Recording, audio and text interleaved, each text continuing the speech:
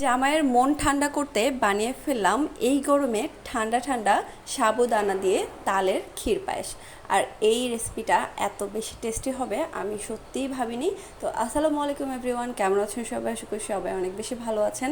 তো রেসিপিটা কিন্তু ফুল দেখবেন, আর হ্যাঁ, লাইক কমেন্ট করে পাশে থাকবেন, ভিডিওটা শেয়ার করবেন। ভিডিওটা শেয়ার করলে হয় কি যে আরও মানুষ হয়তো এই জিনিসটা শিখতে পারে, করে খেতে পারে। তো আমি প্রথমে পানিটাকে একদম ফুটিয়ে গরম করে নিয়েছি, তারপর দিয়ে দিচ্ছি এটার মধ্যে সাবুদানা। আর সাবুদানাটাকে একদম 80% সিদ্ধ করতে হবে, ফুল কিন্তু সিদ্ধ করবেন না, কারণ এটাকে পরবর্তীতে আবার দুধের সাথে তালের সাথে জাল দেওয়া হবে। কাজেই সাবুদানাটা অল্প সিদ্ধ মানে দানা দানা থাকতেই কিন্তু নামিয়ে নিতে হবে। তো এই তো আমার সাবুদানা কিন্তু রেডি। এখন আমি সে একই প্যানের মধ্যে দিয়ে দিচ্ছি দুধ। আর এই দুধটাকে আগে থেকে জাল করে ঘন করার কোনো প্রয়োজন নেই, কমিয়ে নেওয়ার কোনো প্রয়োজন নেই। এখানে সরাসরি একদম জাল না করে কিন্তু আমি এই দুধটা দিয়েছি।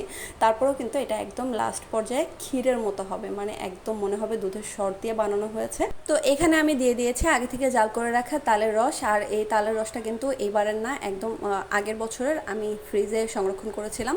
এখানে দিয়ে দিয়েছি আমি সাবুদানা। তো সামনেই কিন্তু আসলে তালের সিজন আসতেছে, তো সবাই কিন্তু অবশ্যই তালের ক্ষীর পায়েসটা রান্না করে খাবেন সাবুদানা দিয়ে, এটা অনেক বেশি টেস্টি। তো এখানে দিয়ে দিচ্ছি আমি এখন পরিমাণ মতো চিনি। মিষ্টি যারা বেশি খান তারা বেশি দিবেন। আমার জামাই তো মিষ্টি বেশি খায়, আমি ঠিক তার উল্টো, আমি মিষ্টি কম খাই, তাই আমি মিষ্টি কমই দিয়েছি। কিন্তু আমার জামাইয়ের এতে খুবই একটা মানে মজা লাগে নাই, মানে মিষ্টি কম হলে ওর আসলে পোষায় না। তো এখানে দিয়ে দিয়েছিলাম লবণ, মিষ্টি জিনিসে লবণ অবশ্যই দিতে হবে। এখানে দিয়ে দিচ্ছি আমি 1 চামচ ভরে গুঁড়া দুধ। আর গুঁড়া দুধটা দিলে কিন্তু একদম টেস্টটা আলাদা লেভেলের হয়। তো গুঁড়া দুধটা আপনারা দেওয়ার ট্রাই করবেন। তো আমিও সব কিছুকে এখন একটু দুধের সাথে ভালোভাবে মিশিয়ে নিব। মিশিয়ে নেওয়ার পর এখানে দিয়ে দিচ্ছি আমি গরম মশলা, এলাচ আর দারচিনি। আর যে কোনো মিষ্টি জিনিসে তো আসলে গরম মশলা না দিলে কেমন যেন একটা পানসে পানসে লাগে, তো গরম মশলাটা অবশ্যই দিতে হবে। তো এখানে আমি এখন সব কিছুকে একটু জাল করে নিব। আর এটা কিন্তু অনবরত নাড়তে হবে, নয়তো নিচে লেগে ধরবে। তো এই তো দেখেন সাবুদানাটা ফুটে গেছে। আমার মনে হচ্ছে যে আমার সাবুদানার পরিমাণটা একটু কম হয়ে গেছে, তাই আমি আগে থেকেই সাবুদানা আবারও সিদ্ধ করে রেখেছিলাম, আর সেটাকে আমি এই পর্যায়ে দিয়ে দেবো। তো এই পর্যায়ে দিয়ে কিন্তু এটাকে আর বেশি জাল দেওয়া লাগবে না, 2 থেকে 3 মিনিট জাল দিলেই কিন্তু ক্ষীর পায়েসটা রেডি হয়ে যাবে। আর এটার যে একটা কালার লাস্টে আসবে, সেই কালারটা দেখলে আপনারা বুঝবেন যে এটা আসলে কতটা লোভনীয় হয়েছে। তো এখন আমি তো আবারও নেড়ে চেড়ে দিচ্ছি। এটা কিন্তু নেড়ে চেড়ে দেওয়ার কোনো মানে বিকল্প নেই, কারণ নিচে লেগে ধরলে একদমই বাজে লাগবে খেতে। তো এখানে দিয়ে দিচ্ছি আমি কাজু বাদাম। আমার গোটা গোটা রেখে দিতে ভালো লাগে, তাই আমি এখানে আস্ত একটু জাস্ট ভেঙে দিয়েছি কয়েক টুকরা করে। আর এটা যখন দাঁতের নিচে পড়ে তখন অনেক বেশি টেস্ট লাগে।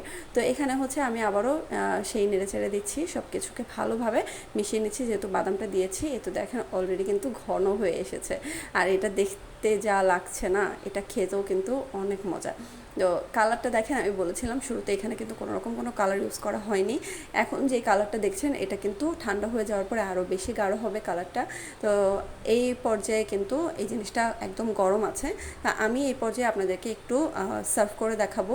তো আমি আমার ঘরে থাকা বাটি নিয়েছি, কেউ বাটিটা দেখে আবার অন্য কিছু ভাববেন না, মানে বাটিটাকে স্কিপ করবেন, কারণ আমার না আসলে নতুন কোনো কিছু মাখাতে একদমই ভালো লাগে না। তো আমার ঘরে যেটা থাকে রেগুলার ইউজে, সেই বাটিটাই নিয়েছি। তো এই তো দেখেন এখন কালারটা দেখে কী মনে হচ্ছে বলেন তো? মনে হচ্ছে না যে ওপরে স্বর ভেসে আছে? হ্যাঁ, একদমই তাই, ওপরে কিন্তু স্বরের মতো ভেসে আছে। তো রেসিপিটা কিন্তু শেয়ার করবেন, শেয়ার করলে অন্যরাও দেখতে পারবে, অন্যরাও বানাতে পারবে। তো আজকের মতো ভিডিওটা এখানে শেষ করছি। সবাই ভালো থাকবেন, আজকের মতো বিদায় নিচ্ছি। আল্লাহ হাফেজ।